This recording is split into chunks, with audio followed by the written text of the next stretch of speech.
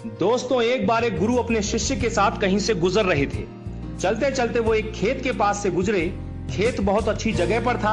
वहां की जमीन बहुत उपजाऊ थी, पर उस खेत की हालत देख के लगता था कि उस खेत का मालिक उस पर जरा भी ध्यान नहीं देता है। पूरी तरह से उजाड़ सी हालत थी उस खेत की। खैर, दोनों को बहुत प्यास लगी थी, तो वो खेत के बीच में बने एक टूटे फूटे घर के सामने पहुंचे। दरवाजा खटखटाया। अंदर से एक आदमी निकला। उसके साथ उसकी पत्नी और 3 बच्चे भी थे। सभी फटे पुराने कपड़े पहने हुए थे। गुरु ने पानी मांगा। उस आदमी ने उनको पानी पिलाया। फिर गुरु ने उससे पूछा कि भाई साहब, आपके पास इतना बड़ा खेत है, ना वहां पर कोई फसल है, ना फलों के कोई पेड़ हैं, आखिर आप अपना गुजारा करते कैसे हैं? आदमी ने जवाब दिया, जी हमारे पास एक भैंस है, वो काफी दूध देती है, उसको बेच के कुछ पैसे मिल जाते हैं और बचे दूध का सेवन करके हमारा गुजारा चल जाता है। चूंकि शाम काफी हो गई थी, तो गुरु और शिष्य ने रात को वहीं रुकने का तय कर लिया। आधी रात को जब सब गहरी नींद में सो गए, तब गुरु ने शिष्य को उठाया और कहा कि चलो चलो, हमें अभी यहाँ से निकलना है, पर जाने से पहले हम उस आदमी की भैंस को पहाड़ से गिराकर मार डालेंगे। ऐसा करने का शिष्य का जरा भी मन नहीं था। उसे यह बहुत गलत लगा, पर वो गुरु की बात को टाल नहीं सका। सो वो भैंस को मारकर रातों रात वहां से गायब हो गए। ये बात शिष्य के मन में बैठ गई थी। 10 साल के बाद वो शिष्य एक सफल आदमी बन गया, तो अपनी गलती का पश्चाताप करने के लिए और उस आदमी की मदद करने के लिए अपनी कार से उस खेत के सामने पहुंचा। पर वहां उसने देखा कि उजाड़ खेत एक शानदार फलों के बगीचे में बदल चुका था।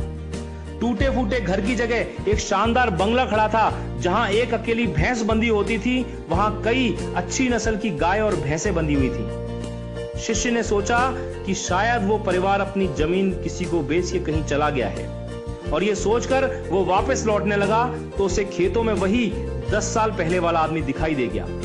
शिष्य उसके पास पहुंचा, बोला, शायद आपने मुझे पहचाना नहीं, 10 साल पहले मैं आपसे मिला था। फिर वो आदमी बोला, नहीं नहीं, ऐसा नहीं है, मुझे याद है, आप और आपके गुरु आए थे। उस रात को तो मैं कभी भूल ही नहीं सकता। आप लोग बिना बताए चले गए, पर उस दिन न जाने कैसे हमारी भैंस पहाड़ से नीचे गिर के मर गई। कुछ दिन तो समझ ही नहीं आया कि क्या करें, पर जीने के लिए कुछ तो करना था, सो लकड़ी काट कर बेचने लगा।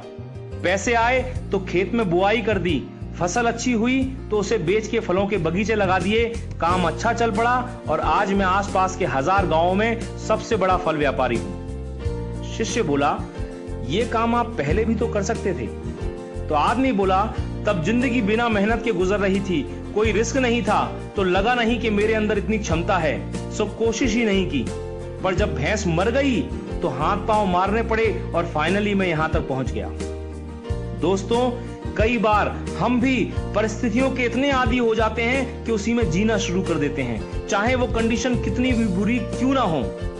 यहां तक कि हम अपनी नौकरी से कई बार इतनी नफरत करते हैं, पर फिर भी उसे पकड़े पकड़े जिंदगी बिताने लगते हैं। कई बार नए अवसर के बारे में हम बस इसलिए नहीं सोचते क्योंकि पुराने से हमारा दाल रोटी का खर्चा निकल रहा होता है। हम डरते हैं रिस्क लेने से, और सिर्फ इन्हीं वजहों से हम कभी अपने फुल पोटेंशियल को रियलाइज नहीं कर पाते।